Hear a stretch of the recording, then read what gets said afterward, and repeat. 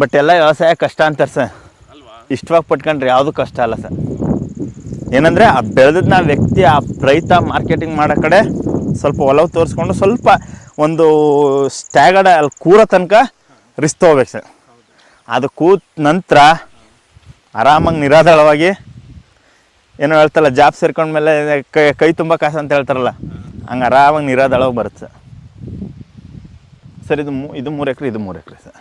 ಎರಡು ಒಂದೇ family sir. ಹಾಂ, ಇದು 4 ಕುಂಟೆನಾ? 4 ಕುಂಟೆ ಬರುತ್ತೆ. ಈ 4 ಕುಂಟೆಗೆ ನೋಡಿ 3 ಕ್ರಾಪ್ ಇಟ್ಟಿದ್ದೀವಿ. 3 ಕ್ರಾಪು ಅಂದರೆ ಇದೊಂದು ಅದೊಂದು ಏನೇನು ಕ್ರಾಪ್ ಇಟ್ಟಿದ್ದೀವಿ ನೋಡಿ ಸರ್. ಅದು ರೋಮನ್ ಲೆಟ್ಯೂಸ್ ಅಂತೇಳಿ, ಲೆಟ್ಯೂಸಲ್ಲಿ ಇದು ಬಂದು ಗ್ರೀನ್ ಲೆಟ್ಯೂಸ್. ಆ ಕಡೆ ಕಾಣ್ತಾ ಇದೆಯಲ್ಲ, ಅದು ಪೋಕ್ಚಾ ಲೆಟ್ಯೂಸ್. ಲೆಟ್ಯೂಸ್ ಜಾತಿದೆ 3 ವೆರೈಟಿ ಏನು ಚೇಂಜಸ್ ಅಂತ ಹೇಳ್ತಾರೆ. ಇದರಲ್ಲಿ ವಿಟಮಿನ್ಸ್ ಕಂಟೆಂಟ್ ಮತ್ತು ಫೈಬರ್, ಇದರಲ್ಲಿ ಒಮೆಗಾ ಪಾಯಿಂಟ್ಸ್ ಇದೆ, ಅದರಲ್ಲಿ ಫೈಬರ್ ಕಂಟೆಂಟ್ಸ್ ಇರುತ್ತೆ. ಆ ಥರ ವಿಟಮಿನ್ಸ್ ಮತ್ತು ಕಂಟೆಂಟ್ಸ್ಗಳು ಚೇಂಜ್ ಇರುತ್ತೆ ಅಷ್ಟೇ. ಒಂದೇ ಜಾತಿದು. ಇದರಲ್ಲಿ ರೆಡ್ ಲೆಟ್ಯೂಸ್ ಬರುತ್ತೆ, ಐಸ್ಬರ್ಗ್ ಬರುತ್ತೆ.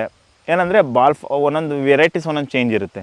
ಇದ್ರಲ್ಲಿ ಬಂದ ಪಾಕ್ಚಾ ಲೆಟ್ಯೂಸು, ಗ್ರೀನ್ ಲೆಟ್ಯೂಸು, ರೋಮನ್ ಲೆಟ್ಯೂಸು. ಬಟ್ ಎಲ್ಲ ಲೆಟ್ಯೂಸೇ ಆಲ್ಮೋಸ್ಟ್ ಅಲ್ಲಿ 30 days, 30 to 35 days craft sir ಇದು. ಈ ಲೆಟಸ್ ಅಂದರೆ ಜನರಲ್ ಆಗಿ ಬರ್ಗರ್ ಲೀವ್ಸ್ ಯೂಸ್ ಮಾಡ್ತಾರೆ. ಬರ್ಗರು, ಬ್ರೆಡ್ ಲೀವ್ಸು ತುಂಬ ಹೆಲ್ತಿ ಅಂತಲ್ಲ ಸರ್. ಹೆಲ್ತಿ ಫುಡ್ ಇದೇನು ಮಾಡುತ್ತೆ, ಸಾಲಾಡ್ ಪರ್ಪಸ್ಸು. ಬಟ್ ಬೇರೆ ವೆಜಿಟೇಬಲ್ಸ್ಗಳೇನು ಮಾಡ್ತೀವಿ ನಾವು, ಬಾಯ್ಲ್ ಮಾಡಿ ತಿಂತೀವಿ. ಇದು ಬಾಯ್ಲ್ ಇಲ್ಲ ಸರ್.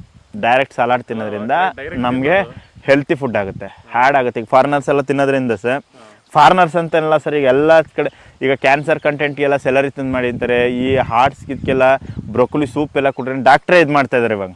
ಯಾಕಂದರೆ ಆ ವಿಟಮಿನ್ಸ್ ಕಂಟೆಂಟ್ಸ್ಗಳು ಅದರಲ್ಲಿದೆ. ನಮ್ಮ ತರಕಾರಿಗೆ ಹೋಲಿಸ್ಕೊಂಡ್ರೆ ಆ ವಿಟಮಿನ್ಸ್ ಕಂಟೆಂಟ್ಸ್ಗಳು ಅದರಲ್ಲಿದೆ.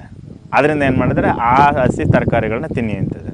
ಇದೆಲ್ಲ ಹಸಿನೇ ತಿನ್ನೋದು ಸರ್. ಇಲ್ಲಿ ಬೆಳೆಯೋದು ಹೇಗೆ ಸರಿ, ಈ ಲೀಫ್ನ ಇದು ಲೀಫ್ನ ತಿಂದ್ಬಿಡೋದು ಇಲ್ಲ, ತಿಂದಿದ್ದೀನಿ ಆರಾಮಾಗಿ ತಿನ್ಬೋದು ಸರ್. ಹೌದು, ಒಳ್ಳೆ ಚೆನ್ನಾಗಿರುತ್ತೆ, ಆರಾಮಾಗಿ ಚೆನ್ನಾಗಿರುತ್ತೆ ಸರ್. ಸೊ ಇದನ್ನು ಯಾವ ರೀತಿ ಬೆಳೆಯೋದು ಹೇಗೆ ಇದನ್ನು ಸರ್? ಇದನ್ನು ಊಟಿ ಕಡೆ ಎಲ್ಲ ಬೇರೆ ಬೇರೆ ಟೈಪಲ್ಲಿ ಬೆಡ್ ಮಾಡೆಲ್ಲ ಬೆಳಿತಾರೆ. ನಾವೇನು ಮಾಡ್ತೀವಿ, ಸಾಲಿನ ಹನಿ ನೀರಾವರಿ ಪದ್ಧತಿಯಲ್ಲಿ ಮಾಡ್ತೀವಿ, ಹರಿಯ ನೀರು ಪದ್ಧತಿಯಲ್ಲಿ ಮಾಡ್ಬೋದು ಸರ್. ನೀವು ಹನಿ ನೀರಾವರಿ ಹನಿ ನೀರಾವರಿನೂ ಇದೆ, ಹರಿಯ ನೀರು ಪದ್ಧತಿನೂ ಇದೆ. ಸೊ ಇದು ಎಷ್ಟು ತಿಂಗಳು ಬೆಳೆ ಸರ್? ಇದು ನಾವು ನಾಟಿ ಮಾಡಿ ಒಂದು 7 ದಿನ ಆಗಿದೆ ಸರ್. ಒಂದು ತಿಂಗಳು ಬರುತ್ತೆ ಸರ್. ಒಂದು ತಿಂಗಳು ನಾಟಿ ಮಾಡಿದ್ರೆ ತಿಂಗಳು ಬರುತ್ತೆ ಸರ್. ಹೌದಾ? ಎಷ್ಟು ಆದಾಯ ಮಾಡ್ಬೋದು ಇದು ಚೆನ್ನಾಗಿ ಬಂದರೆ? ಸರ್, ನಾವು ಚೆನ್ನಾಗಿ ಬಂದರೆ ಒಂದು 15,000 ರೂಪಾಯಿ ಆಗುತ್ತೆ. ಇದರಲ್ಲೇ ಟೋಟಲ್ ಒಂದು ಆದಾಯ ಮಾಡ್ಬೋದು, ಒಂದು 15,000 ರೂಪಾಯಿ ಮಾಡ್ಬೋದು. ಬಟ್ ಒಂದೇ ತಿಂಗಳಿಗೆ ಬಂದುಬಿಡುತ್ತೆ? ಒಂದೇ ತಿಂಗಳ ಕ್ಲಾಸ್ ಆಗುತ್ತೆ. ಹೌದಾ? ಅಷ್ಟು ಬೇಗ? ಅಷ್ಟು ಬೇಗ ಕ್ರಾಫ್ಟ್ ಆಗುತ್ತೆ. ಇದು ಬ್ಯಾಚ್ ಆದಮೇಲೆ ಅಲ್ಲೊಂದು ಬ್ಯಾಚ್ ಇಟ್ಕೊಂಡಿದ್ದೀವಿ. ಅಲ್ಲೊಂದು ಬ್ಯಾಚ್ ವೈಸ್ ಬ್ಯಾಚ್ ಮಾಡ್ತಾ ಇರ್ತೀವಿ ಸರ್. ಸೊ ಇದು ಫಿನಿಶ್ ಆದರೆ ಅದು ಸ್ಟಾರ್ಟ್ ಆಗಿರಬೇಕು. ಆ ಥರ ಮಾಡ್ತೀವಿ ಸರ್. ಇದು ನೋಡಿ ಕ್ಲೋಸ್ ಆಗಿದೆ. ಇದ್ರಲ್ಲಿ 4 ಚೆರಿ ಟೊಮೊಟೊ ಇತ್ತು ಸರ್. ಎಲ್ಲೋ, ಬ್ಲ್ಯಾಕ್,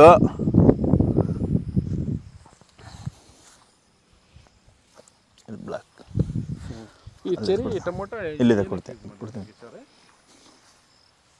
ಎಷ್ಟು ಚಿಕ್ಕದಾಗಿರ್ತಾವಲ್ಲ ತುಂಬ. ಅಲ್ಲಿದೆ, ಕೊಡ್ತೀನಿ ಬನ್ನಿ ಸರ್.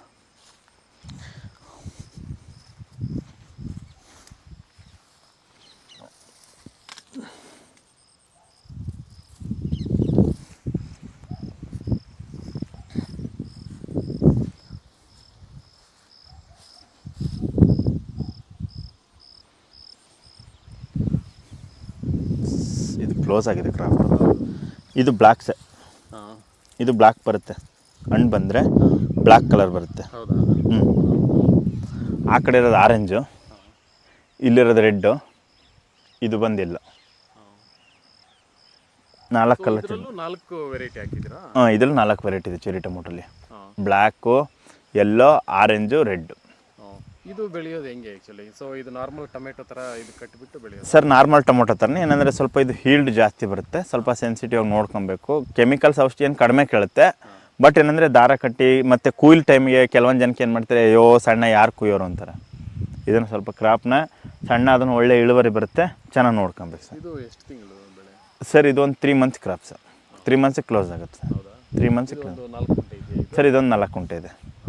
ಇದು ಯಾವ ರೀತಿ 4 ಕುಂಟೆಯಲ್ಲಿ ಎಷ್ಟು ಆದಾಯ ಮಾಡ್ಬೋದು ಸರ್? ಇದು ನಾನಲ್ಲಿ ಬೆಡ್ ಸಿಸ್ಟಮಲ್ಲಿ ಮಾಡಿದ್ದು. ಬರೀ 300 ಪೈರ್ಗೆ ನಂದು ಒಂದು 1.5 2 ಟನ್ ಬಂದಿತ್ತು ಸರ್. ಇದು 2 ಟನ್ ಬರೀ 2 ಸಾಲಿಗೆ 7 ಮಂತ್ ಹಾರ್ವೆಸ್ಟ್ ಮಾಡಿದೆ ಸರ್.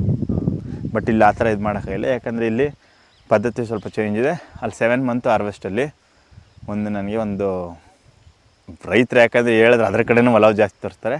ಒಳ್ಳೆ ಇನ್ಕಮ್ ಬಂದಿದೆ ಸರ್, ಬೆಸ್ಟ್. ಯಾಕಂದರೆ ಈಗ ರೈತರು ಹೆಂಗಂದರೆ ಸರ್, ರೈತರ ಮನೋಭಾವನೆ, ರೈತರು ಅಂತಲ್ಲ, ನಾನೊಬ್ಬ ರೈತನೇ. ಯಾಕಂದರೆ ರೈತರ ಮನೋಭಾವ ಹೆಂಗೆ ಬರುತ್ತೆ ಅಂದರೆ, ಆ ಕ್ರಾಫ್ಟಲ್ಲಿ ಅಷ್ಟು ಬರುತ್ತೆ ಅಂತ ಹೇಳಿದ್ರೆ ಅವ್ರು ಏನು ಮಾಡಿದ್ರೆ ಅದ್ರ ಬಗ್ಗೆ ಸರ್ವೆ ಮಾಡಲ್ಲ. ಯಾವ ಏರಿಯಾದಲ್ಲಿ ಎಷ್ಟು ಬೆಳೆ ಅದಕ್ಕೆ ಯೂಸ್ ಮಾಡ್ತಾರೆ, ಎಷ್ಟು ಅವಶ್ಯಕತೆ ಇದೆ ಅವ್ರಿಗೆ ಅನ್ನೋದನ್ನ ಸ್ವಲ್ಪ ಸರ್ವೆ ಮಾಡಲ್ಲ.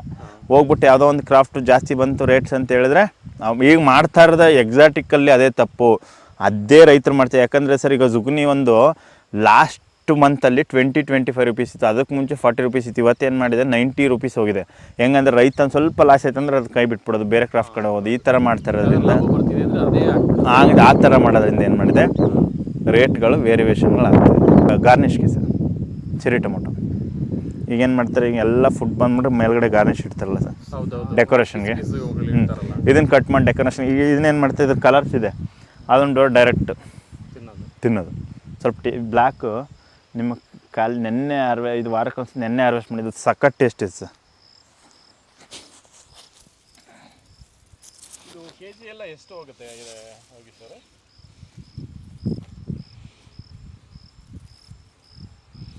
ತೋಳಿ ಸರ್, ಇದು ಟೇಸ್ಟ್ ನೋಡಿ ಬ್ಲ್ಯಾಕು.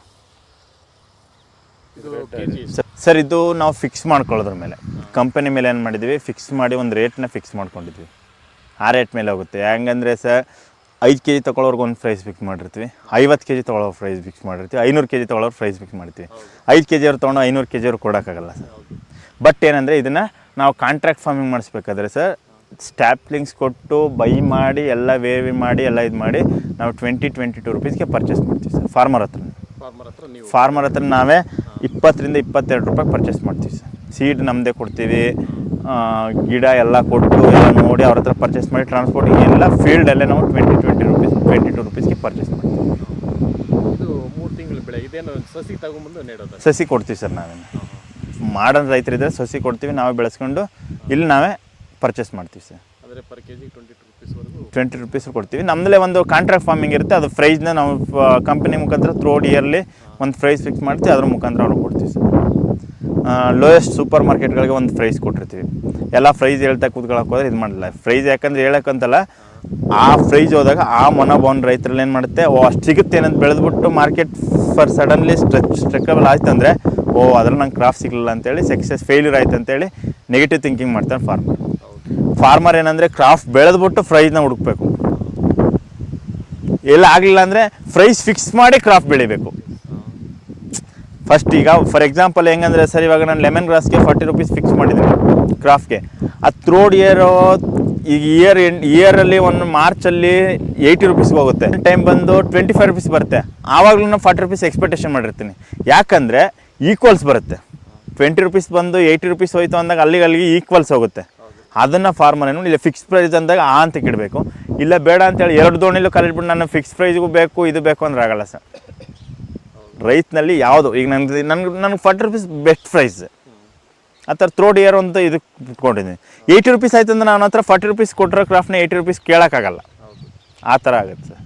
ಅದರಿಂದ ಪ್ರೈಸಲ್ಲಿ ನೆಗೋಷಿಯಬಲ್ ಇರುತ್ತೆ ಸರ್. ಬಟ್ ಇದು ಒಳ್ಳೆ ಬೆಳೆ ಬೆಳೆ ಸರ್.